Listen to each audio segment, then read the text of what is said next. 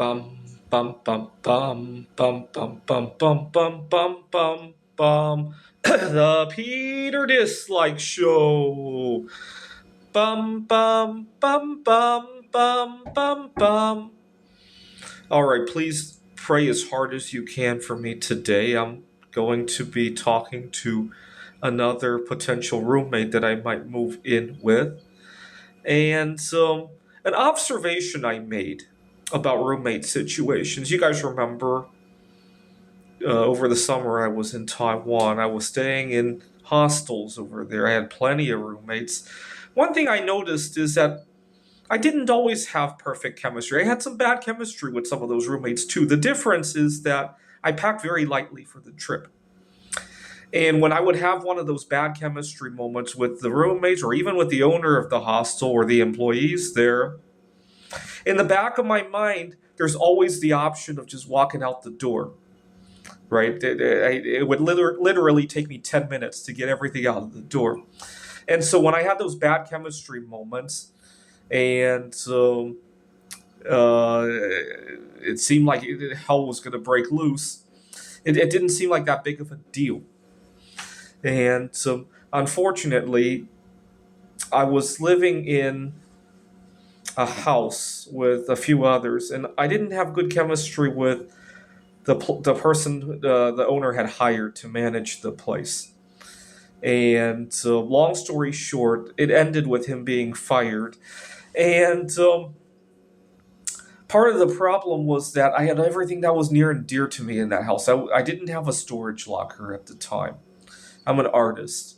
And I literally had 2 tons of art in that house.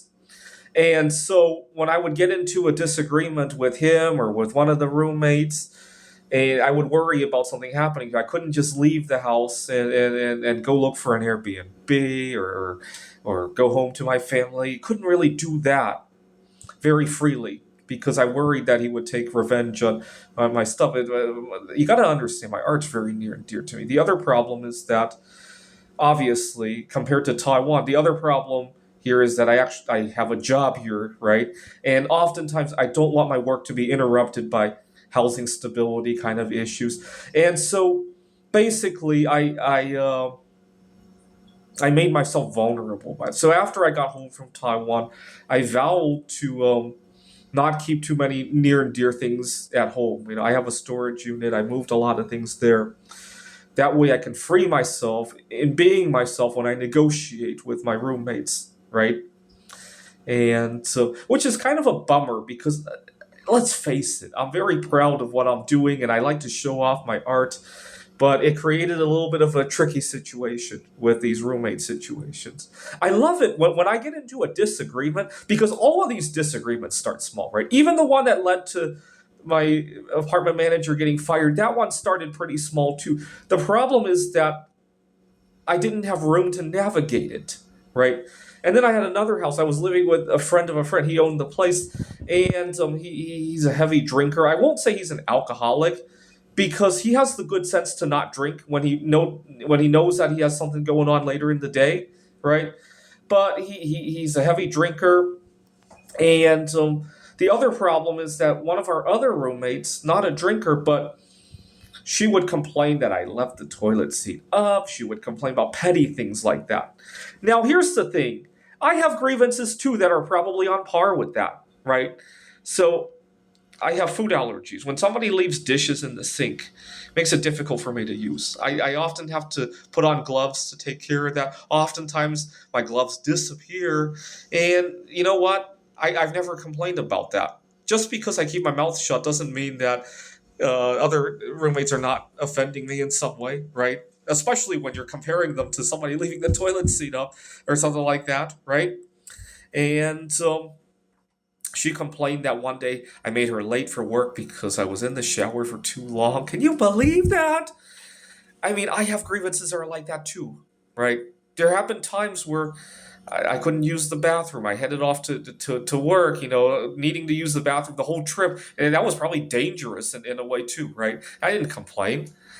Um, but part of the problem was that all my art was in there. I was teaching at Glendale Community College. I really loved all of my students.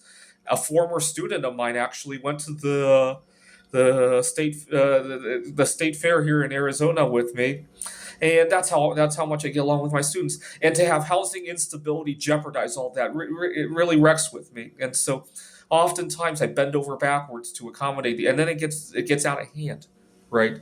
That's the problem. Um, so I'm gonna have to think about how to decouple all of these problems from my housing situation. Obviously, moving stuff off-site really helps, but I also don't want my job to be interrupted.